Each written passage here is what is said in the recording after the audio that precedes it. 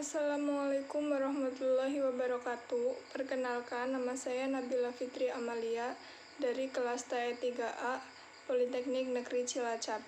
Di sini saya akan menjelaskan tentang budaya dan lingkungan industri.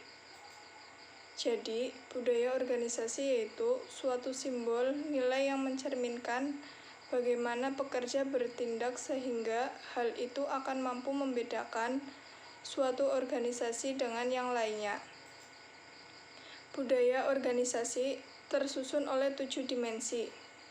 Yang pertama yaitu innovation and risk taking.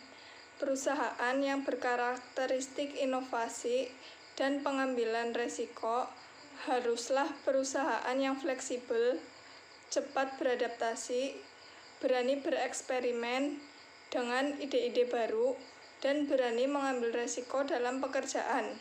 Yang kedua yaitu attention to detail. Perusahaan dengan orientasi pada detail orientasi adalah perusahaan yang menekankan pada ketepatan, analisa, presisi, dan perhatian kepada detail. Yang ketiga yaitu stability. Stabilitas adalah suatu kondisi di mana aktivitas perusahaan menekankan untuk dipertahankannya keadaan yang stabil sebagai kontras dari pertumbuhan. Yang keempat yaitu outcome orientation.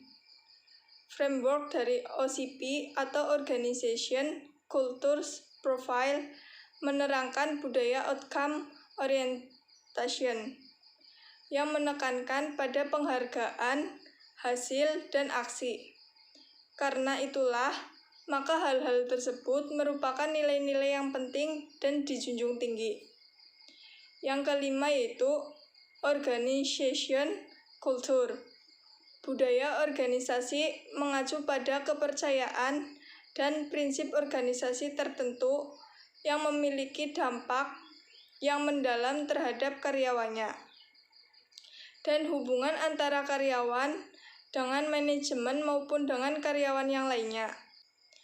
Yang kelima yaitu agresif.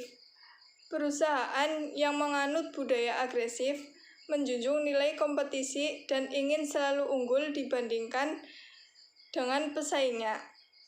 Perusahaan sejenis ini tidak memiliki standar CSR atau Corporate Social Responsibility, program yang baik yang mereka miliki. Yang ketujuh yaitu people orientation and team orientation. People orientation yaitu budaya perusahaan yang berpusat pada people oriented, menjunjung tinggi nilai keadilan, saling mendukung, dan menghargai hak individu. Team orientation. Team orientation yaitu perusahaan yang menganut budaya orientasi tim atau team orientation, menekankan kerjasama di antara karyawannya. Kemudian lingkungan industri. Jadi, lingkungan industri didefinisikan sebagai sebuah institusi luar atau kekuatan yang potensial mempengaruhi kinerja organisasi. Hal ini penting karena adanya ketidakpastian lingkungan dan derajat perubahan dan kompleksitas lingkungan organisasi. Lingkungan organisasi mencakup lingkungan eksternal dan lingkungan internal. Yang termasuk lingkungan eksternal yaitu lingkungan umum, seperti internasional, teknologi sosial, budaya, ekonomi, dan hukum politik. Dan lingkungan tugas seperti pelanggan, pesaing, pemasok, dan pasar tenaga kerja. Kemudian yang termasuk lingkungan internal yaitu karyawan, budaya, dan manajemen.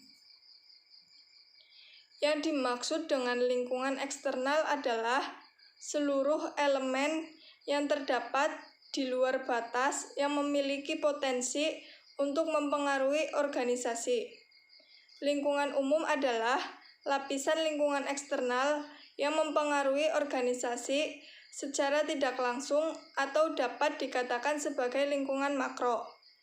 Sedangkan lingkungan tugas adalah lapisan lingkungan eksternal yang mempengaruhi secara langsung operasi dan kinerja organisasi, dan disebut juga sebagai lingkungan mikro.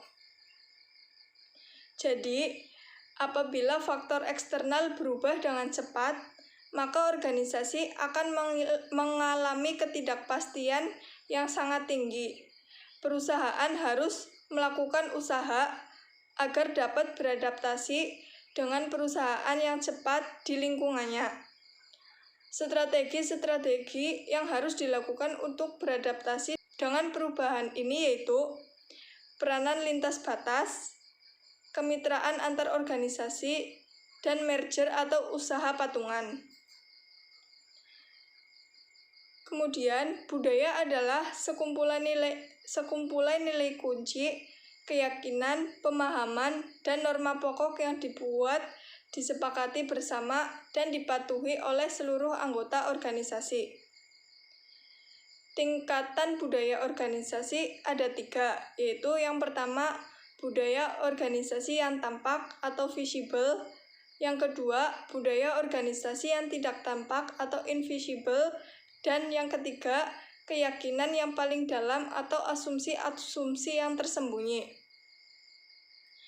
Kemudian jenis-jenis budaya meliputi budaya kemampuan beradaptasi, budaya pencapaian, budaya klan, dan budaya birokratis. Sekian yang dapat saya sampaikan. Apabila terdapat tutur kata yang kurang berkenan, saya mohon maaf yang sebesar-besarnya.